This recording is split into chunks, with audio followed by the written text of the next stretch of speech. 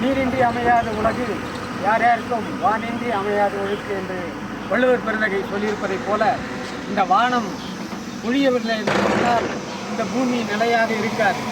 ஆக வானத்திலிருந்து வரக்கூடிய அந்த மழை நீரை தேக்கி எல்லா நிலத்தடி நீருக்கும் பறவைகளுக்கும் மற்றும் பசுமாடுகளுக்கும் இந்த நீர் பயன்பட வேண்டும் மக்களுக்கும் என்பதற்காக திருப்பத்தூர் பாச்சல் நகரை சார்ந்த ஜேபிஎம் நகரை சார்ந்த அருமை நண்பர் ராஜா அவர்கள் அப்துல் கலாம் உதவும் கரங்கள் அறக்கட்டளை என்கின்ற பெயரில் ஒரு அமைப்பை ஏற்படுத்தி பல்வேறு பணிகளை மிக சிறப்பாக செய்து கொண்டு வருகிறார். 2 லட்சத்துக்கும் மேற்பட்ட மரக்கன்றுகளை நட்டுள்ளார். சாலை ஓரம் இருக்கக்கூடிய ஆதரவற்றவர்களுக்கு ஒவ்வொருத்தருடைய பிறந்த நாளிலும் உணவுப் பொட்டலங்களை இலவசமாக வழங்கி வருகிறார். இப்போ சமீபத்தில் தான் அவருக்கு சென்னையில் ஆக்ஸ்போ கல்வி நிறுவனம் அவருக்கு அவருடைய இயற்கை பாதுகாப்பை பாராட்டி இயற்கை தொண்டு நிறுவனத்தை பாராட்டி அவர்களுக்கு டாக்டர் பட்டம் முனைவர் பட்டம் வழங்கியது. அதெல்லாம் நமக்கு மிக பெருமை. ராஜா போன்றவர்களை மாணவனாக பெற்றது எனக்கு பெருமை. ஆமாம், இதுபோல் மாணவர் அமைவது சிரமம்.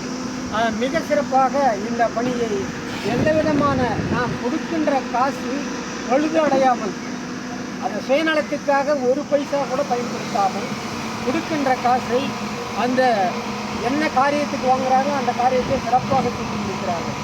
ஏன் தூர்வாரி கொண்டிருக்கிறது என்று சொன்னால் ஒவ்வொரு நாளாக ஒரு நாளைக்கு எத்தனை லிட்டர் டீசல்? 100 லிட்டர் டீசல் தேவைப்படுகிறது.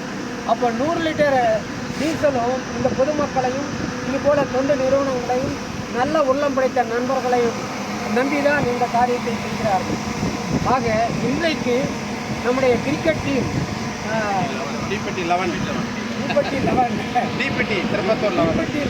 என்ற கிரிக்கெட் டீம் அவருடைய நண்பர்கள் குழுவெல்லாம் ஒன்று சேர்ந்து இன்றைக்கு 5001 ரூபாயை இந்த அப்துல் கலாம் அறக்கட்டளைக்கு இந்த ஏரி தூர்வாருவதற்காக நன்கொடையாக வழங்கியுள்ளார்கள்.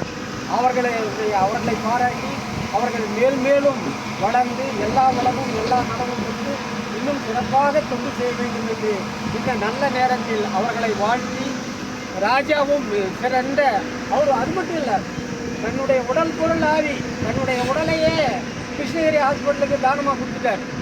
இந்த வயசில் 70 வயசாகி நம்ம இன்னும் யோசனை போட்டுக்கிறோம்.